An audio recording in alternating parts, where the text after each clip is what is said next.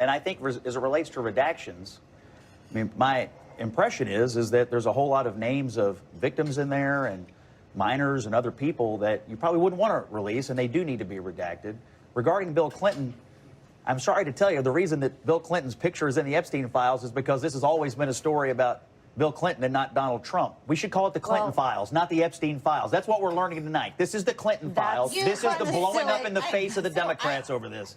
It's Bill Clinton. This is a story about Democrats and Bill Clinton, and it's always been that way. Pictures of Donald Trump with Epstein as well. In today's video, Xochitl Hinojosa destroys Scott Jennings on CNN's Newsnight. What starts as a discussion about the DOJ's release of the Epstein files quickly turns heated as Scott Jennings tries to downplay missed legal deadlines and selective redactions. Xochitl Hinojosa presses on the facts. The law required full disclosure within 30 days. Victims are still searching for answers, and the Justice Department's partial release only fuels more distrust. As the pressure builds, Scott Jennings struggles to defend the inconsistencies, and the narrative begins to unravel live on air. So let's dive in and watch how Xochitl Hinojosa shuts down Scott Jennings on CNN's Newsnight. There are questions about what was redacted, why it was redacted, and which documents are being held back. All right, I am going to start with you, and I'm going to call you Madam Schneider. You are a lawyer at this table. When you see that they are not going to meet this deadline, you say? Ridiculous. The law was passed. They were given 30 days. They knew today was the day to release the documents. And all of a sudden today they tell us they're not ready. They can only release a couple of 100,000 pages. There's more. They haven't told us how many more pages there are. And there's software to go through these documents. There are keyword searches they can do with software, with AI technology. This is how lawyers operate when they have voluminous document production. They could have gone through that quickly. And then the lawyers come and look over everything and make sure they're not violating any privileges or laws or privacy or executive privilege or all the other loopholes that they were given in the statute, in the law. But to tell the American public the day they're due, oh, we're not ready, we're only giving you a little bit, and then the amount they give us, blank pages again. Same thing that happened last time. It happened in February when Pam Bondi said, I'm going to release the Epstein binders. And they had a big ceremony on the White House lawn, and there was nothing new in the binders. There are some new things now coming out, and they are slowly coming out. I'll just make one comment before the panel jumps in, but Bill Clinton releasing those photos, and there's nothing wrong with showing, you know, he's not doing anything wrong in the photos, but maybe it's embarrassing to him. Why are you releasing the Bill Clinton photos and not redacting those when President Trump ordered or directed Pam Bondi to open an investigation on Bill Clinton last month? It's a disingenuous type of investigation, in my opinion. He ordered the investigation of Clinton and prominent Democrats within the Epstein file and nobody else, and all of a sudden they're releasing pictures of Bill Clinton when he is the subject of a government investigation, and that's exactly the opposite of the DOJ policy, which is when you have an active investigation, you close off all information.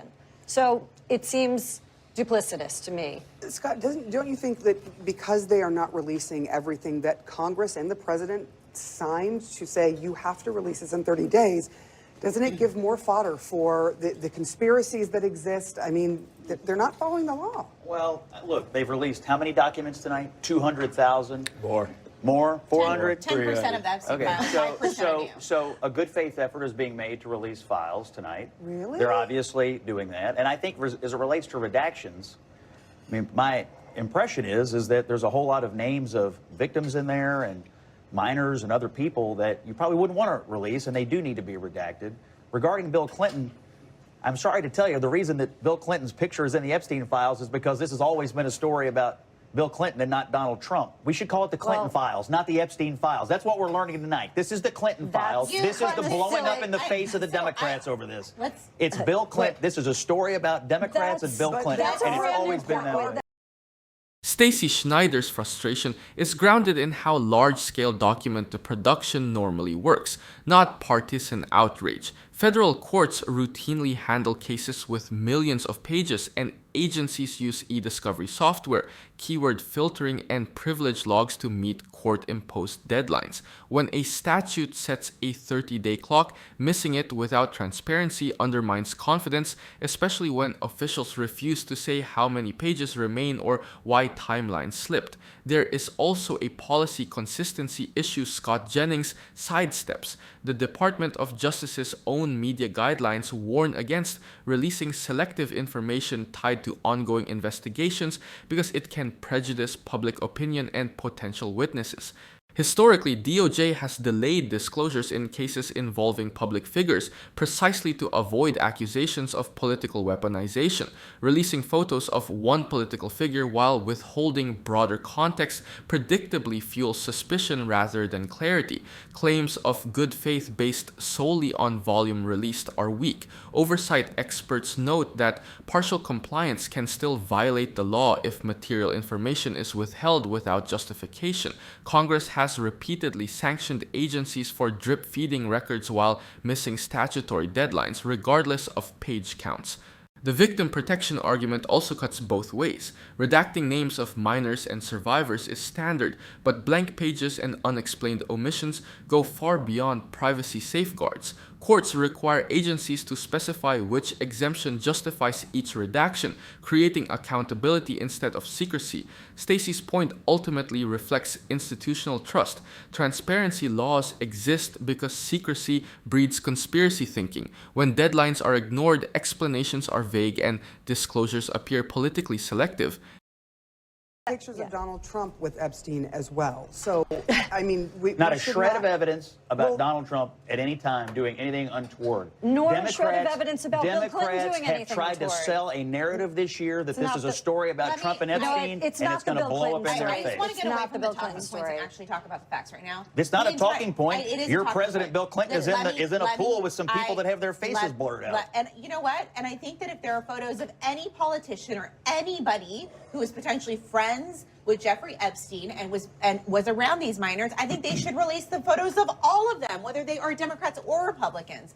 The reality is that we're in this place. It does seem fishy to me that Pam Bondi wanted to release all the files, and all of a sudden she didn't, and then all of a sudden she has files to release, only 10% of them, 5% which are new, and they happen to only have photos of Bill Clinton. Explain to me why you think that Pam Bondi Did you feel that way was holding on so tight to the Bill Clinton photos. Did you feel this way about the oversight Democrat document dump the other day when they put out a picture of Donald Trump at some unrelated issue and redacted faces of adult people who had nothing to do with Epstein at all? Did you feel that? Were you having righteous indignation? Let me tell you, I actually believe that the only thing that they should be redacting are the faces of victims. So you're mad at the Democrats on the Oversight Committee? I think they should. I don't think that they should. And the victims are mad at the Oversight Democrats. I don't think But you know, the Oversight Committee did not do what you say they did. Yes, they released photos of people on both sides, men who were not redacted. Did they redact Republicans pictures of and women Democrats. who were adults who were not Epstein victims who had? These were public. They redacted the pictures to create a narrative, but not the truth, and that's the story of this No, thing. that's your narrative. They gave a very equal disclosure in the photographs. It wasn't just Donald Trump. The Clinton files are out, and you're upset about it. I understand. No, but the funny part is you saying they made a good faith effort today, a Friday, their deadline. They made a good faith effort. Of course. They had to come up with all kinds of statements. Todd Blanche went on Fox News to say, we're not ready. We need more time. Sure. There's so much Well, work government's to do. never missed a deadline. They knew the deadline 30 days ago. These files have been around since before the Clinton thing is killing you. 2019. But hold on a second. Yes, it's First of all, with response to the Oversight Committee releasing pictures of who they redacted, who they didn't, I wish they redacted the face of Jimmy Buffett. Let's not drag him into this. But the second thing is, when you're saying that there's 300,000 documents that were released today, and that's just the tip of the iceberg, now you're talking about millions of pages. I'm sorry. I want my Justice Department to measure 5 times and cut once before putting a name out to the public that could be run through the mud. So I'm sorry, I know 30 days, but here's the problem. Signed a law that said you have to put them all out. Hey, and wait, and how long has the DOJ? Should he have vetoed it? Hold on, how long has the DOJ had these documents? A very and long I'm time. asking that because the victims are really upset. That's they where are we're losing the the ones that are conversation. searching Yes, for their Sarah. own names and they can't find them in these documents. Xochitl Hinojosa and Stacy Schneider are pushing this conversation back toward process and accountability, not partisan scorekeeping, and the record supports that focus. Federal disclosure laws exist to prevent selective transparency, and when agencies miss statutory deadlines, courts routinely note that delay itself undermines public trust. The DOJ has had years to catalog Epstein-related materials, and large-scale document reviews are not new. Prosecutors regularly process millions of pages using keyword searches, privilege filters, and victim protection protocols. What raises red flags is inconsistency. Historically, the Justice Department avoids releasing material tied to ongoing investigations because it can prejudice witnesses and taint cases. Yet selectively releasing politically convenient photos while withholding broader context cuts against long-standing DOJ norms. That kind of asymmetry fuels conspiracy theories rather than resolving them, regardless of whose name appears. There is also a victim-centered issue getting lost. Survivors' advocates have repeatedly warned that chaotic releases force victims to search public dumps for their own names, re-traumatizing people the system is supposed to protect. Best practices recommended by groups like the National Crime Victim Law Institute emphasize structured disclosure with direct notification, not headline-driven document drops. Scott Jennings' defense of volume alone misses the point. Quantity is not compliance. If critical categories remain hidden and criteria are unexplained, transparency requires clear accounting. How many pages exist, what is redacted, and why. Without that, claims of good faith are impossible to verify. Hinojosa and Schneider aren't defending politicians, they're defending lawful disclosure standards matter. So that is why we're here. I do not disagree with you on any of the stuff with the victims. You have over 1,200 victims. There's probably thousands and thousands of more names of people associated. This is a huge web, and you're right. The DOJ has had a lot. Biden didn't release anything. This is the first time we're seeing the light of day. But here's the whole point here: is there is still a PR battle being fought. And what I wish the DOJ would do, if I had one piece of advice, is you need to be incredibly clear when you do redact entire files, hundreds of pages. Please explain. It doesn't have to be much. Just explain why it was there. Because it's still under investigation. They can give a list of redactions. Well, You're but absolutely it's not right. only that. We had to. When I was at the Justice Department, we dealt with this, not the Epstein files, but we dealt with something similar in various investigations, which was essentially is you provide Congress in-camera review. You provide Congress with all of the documents, unredacted, even with victims, in a SCIF.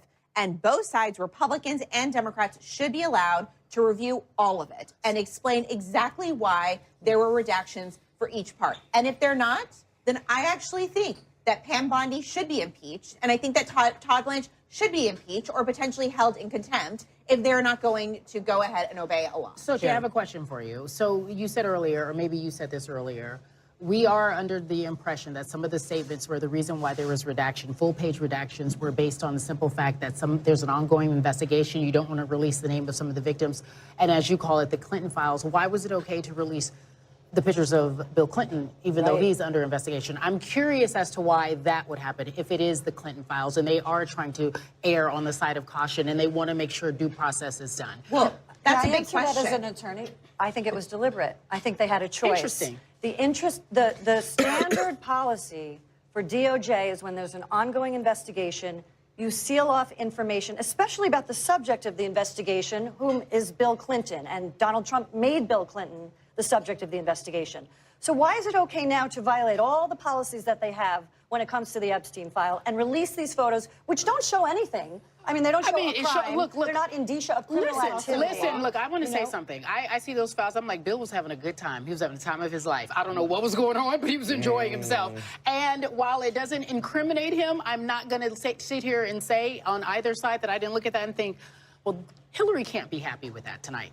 But I will say this to you, and I really am curious about how this works. We're not talking about the victims. I want to talk about Maria Farmer.